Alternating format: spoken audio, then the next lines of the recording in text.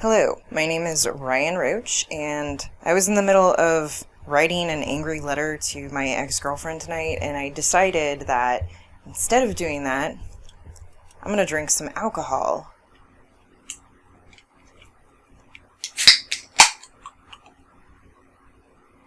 Anyway, I also decided I was going to film this video. Essentially, what I do on this channel is I talk about my experiences and my feelings, and I don't put a lot of effort into things, so if you're looking for that type of video, you're in the wrong place. I wrote down a list of 10 lies that I was told about gender and sexuality while I was at work on my lunch break the other week, and I'm going to be listing off those lies to you right now and discussing my feelings regarding those lies. This is like the worst. How am I supposed to hold a microphone and a vodka soda in a can? Alright, the first of 10 lies about gender is as follows. Women are equal to men. So I come from a very strange background. I went to Catholic school for 4 years in elementary school, and it was in a very liberal area. We're talking Bay Area, California, San Francisco Bay Area. So not only was I receiving constant religious undertones and overt religious themes into my childhood, I was also receiving very worldly, liberal ideas and notions about how things worked. And one of the things that I was taught when I was going to school was that sexism is a thing of the past, and we don't do that in our society anymore. Women are equal to men, and you, little girl, you can grow up to be whatever you want to be, and no one can stop you, even if you want to do stuff that is normally an idea or a job or a career that is reserved for men. Please note that the reason I'm using binary terms to talk about this is because binary is the way that I was raised. I understand that there are more genders than just men and women. So as I got older, I started to realize that that wasn't true, that there is this sexism in our society that for the large part goes unremarked upon, and you feel it everywhere, and it's sort of like it gets under your skin, and it's really insidious, and we pretend like it's not here anymore. In fact, some people don't even believe it exists anymore, so if you bring it up, they look at you like you're crazy. That's what happened to me. So that was the environment I was raised in, where I was told at school that women are equal to men. You can be whatever you want to be, even if you're a girl.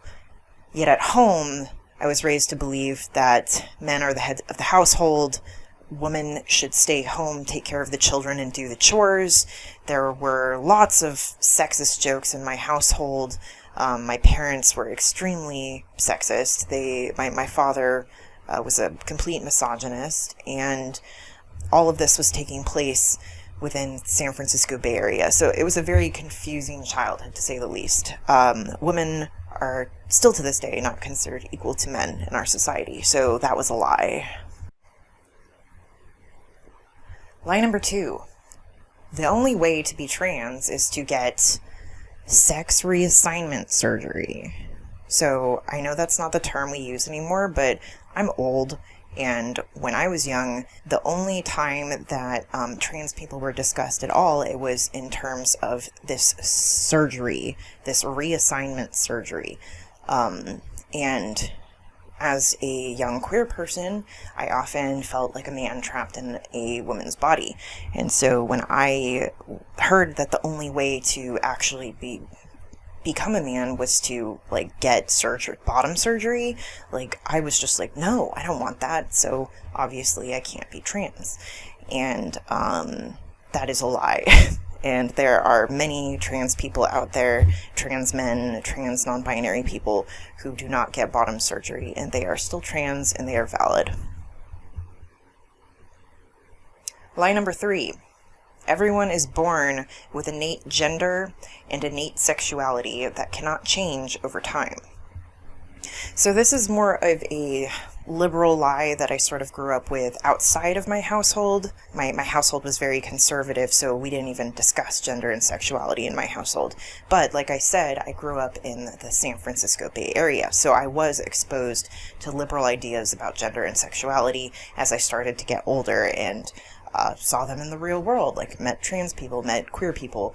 And one of the things that was sort of impressed upon me by these other queer and trans people is that this concept of born this way, and this idea that this is ingrained into my DNA, I cannot change.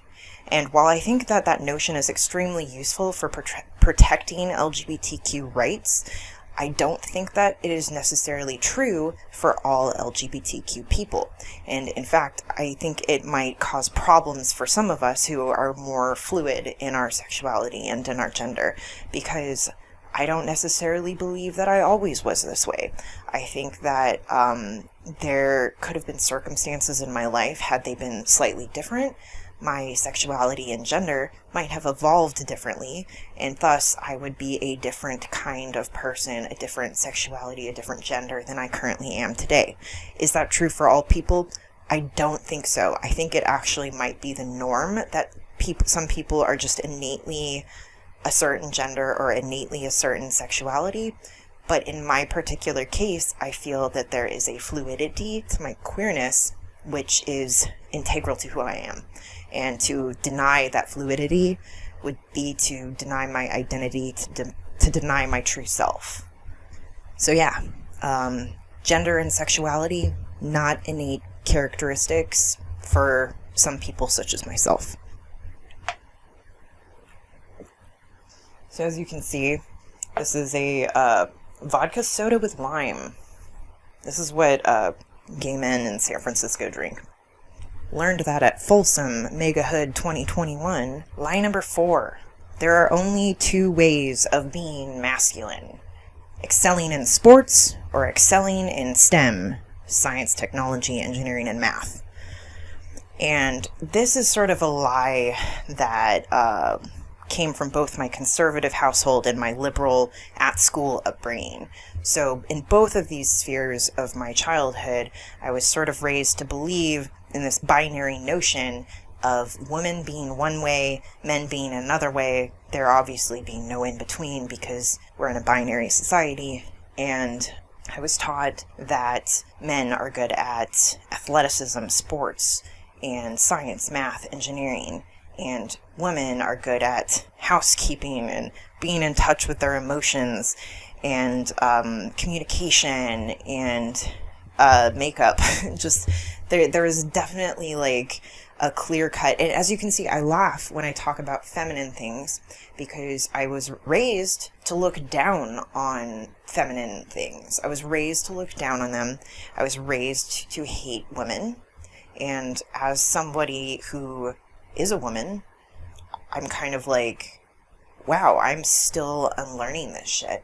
And as a masculine, non-binary woman, such as myself, I often really struggle with this internalized misogyny, right? And for a long time, I really pushed hard in the masculine direction. I was just like, oh, I have to get really good at science and math in order to be masculine. And then, to be honest, I'm not very good at those things. So, oh, I have to get really physically fit in order to be masculine. And you know what? Those things aren't actually true. There are masculine people who are fat. There are masculine people who are not active, they can't be active because they have a disability. There are alternative ways of being masculine other than the one I was presented as a young person. And it does take a lot of work for me to figure out how much of me is actually masculine and how much of me is actually trying to distance myself from femininity because of internalized misogyny. So that is a thing I am still working on. And once I find the answer, I'll let you know.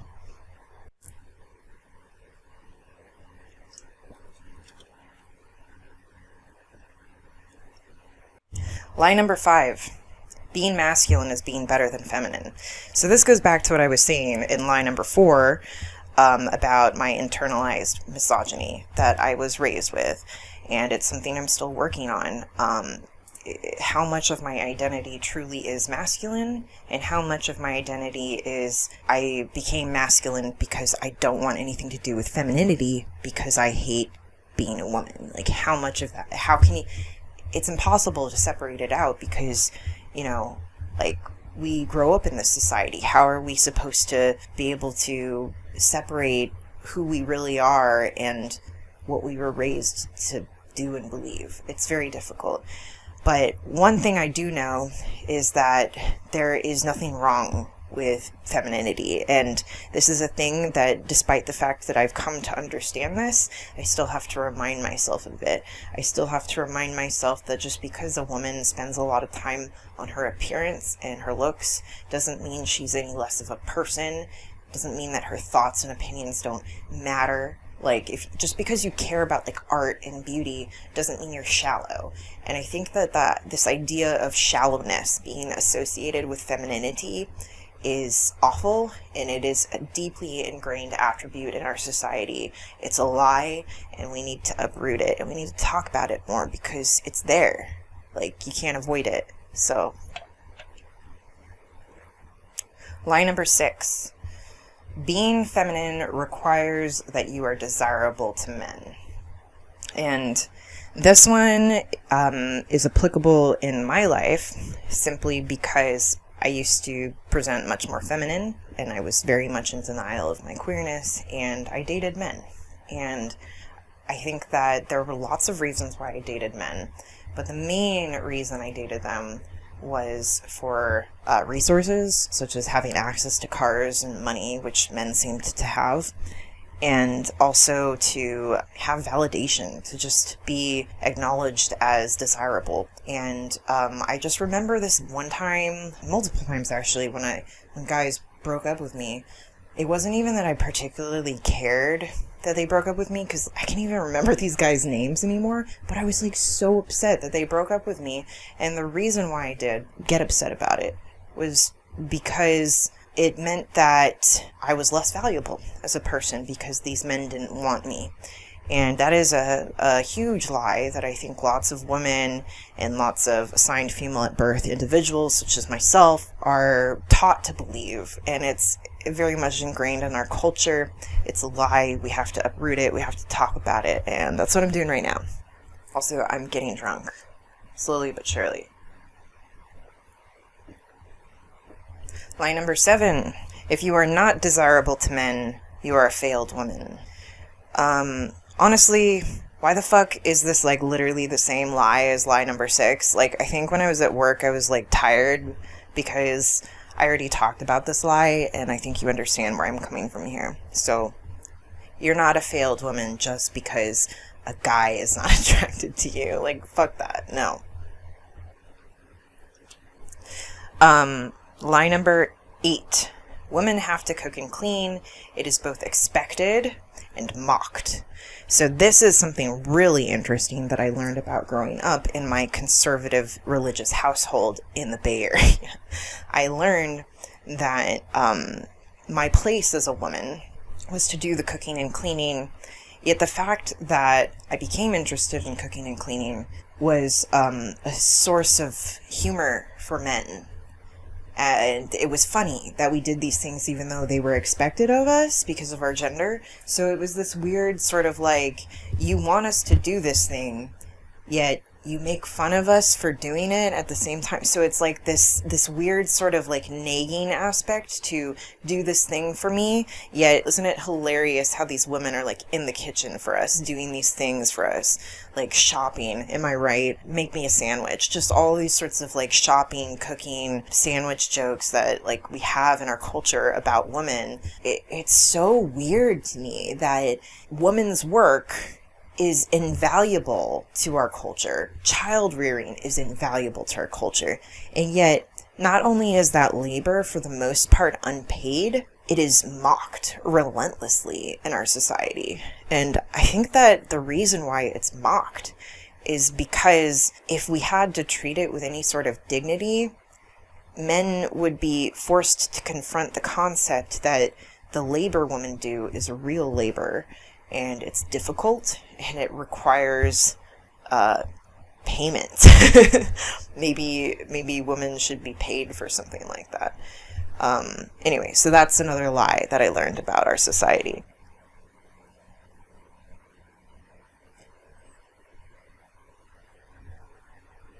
Okay, lie number 9. Lie number 9. We're on lie number 9. Lie number 9 says, Leviticus says that God gave gay people AIDS in order to punish them with a blood curse. Obviously, I didn't learn this one in school because I grew up in the Bay Area. We don't have schools like that, fortunately. I know in the South there's some weird shit that happens in schools, but our schools tend to be very liberal.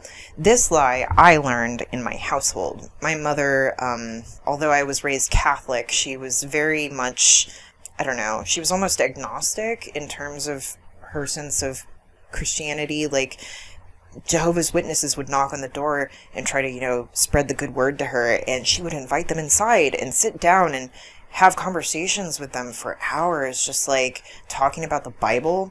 And just, imagine this older Catholic woman talking to an older Jehovah's Witness lady for hours. Like, these people, in their natural environments, which is around other religious people, go down crazy paths. And I was taught to believe that in Leviticus, there basically is a prophecy in there that says that if men sleep with other men, their blood will be upon them, which is essentially code for God will give you AIDS. And then there you go, AIDS appeared, and voila, it's a prophecy, the work of God. The gays were punished. Anyway, as we know, AIDS is not punishment for gayness, because straight people can get AIDS too. So, I don't think anything more needs to be said about that. It's just obviously a lie.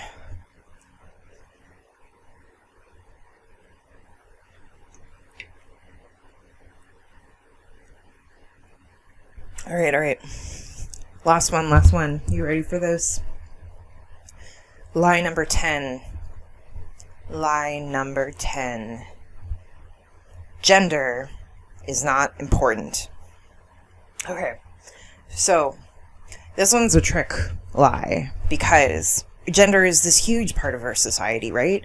It's almost like this invisible web that holds everything together. We're told that it's not important. Oh, I don't care what color you are, what gender you are, I respect you just the same. You've heard that before, right? This idea that it's not important what our differences are is a lie, because it so obviously influences everything. The web touches everything, and people don't like acknowledging the web. And if you point it out, they start to get angry, because they're like, hey, stop pointing out the fact that I'm blind to the fact that, my identity is as constructed as your identity. Like, cis straight people don't like being told that their identities are a construction in the same way that my identity is a construction, right? Like, but it is. It's all a fucking construct. Like, right? It's all made up bullshit. But at the same time, it's important to us because we're humans and we're people and we have feelings. And for some of us, labels are important, and they help us make sense of ourselves and what we've been through and what our future might hold. And so even though gender is important, it's also not important. So this is like a half lie. So that's all I'm trying to say. I don't know if that made any sense, but it made sense to me when I wrote it down on my lunch break when I was at work. I'm out of alcohol. I'm going to have to go get some more alcohol. But in the meantime, yeah, like and subscribe.